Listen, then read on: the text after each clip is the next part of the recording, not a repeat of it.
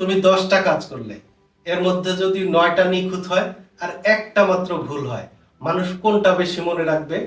চলেন একটা গল্প বলি।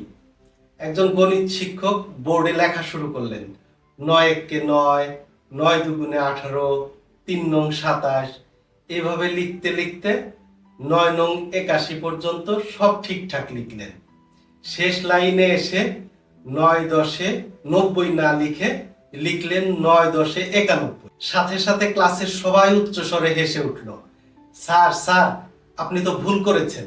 শিক্ষক শান্তভাবে তাকালেন এবং বললেন, তোমরা খেয়াল করো, আমি 9টা উত্তর সঠিক লিখলাম, সেটা নিয়ে তোমরা কিছু বললে না, কিন্তু একবার একটি মাত্র উত্তর ভুল লিখলাম, সাথে সাথেই তোমরা হাসতে শুরু করলে। এটাই সমাজের মানুষগুলোর স্বভাব। মানুষ তোমার হাজারটা ভালো কাজ ভুলে যায়, কিন্তু হঠাৎ ছোট্ট একটা ভুল করলেই সবার চোখে তুমি ব্যর্থ হয়ে যাও।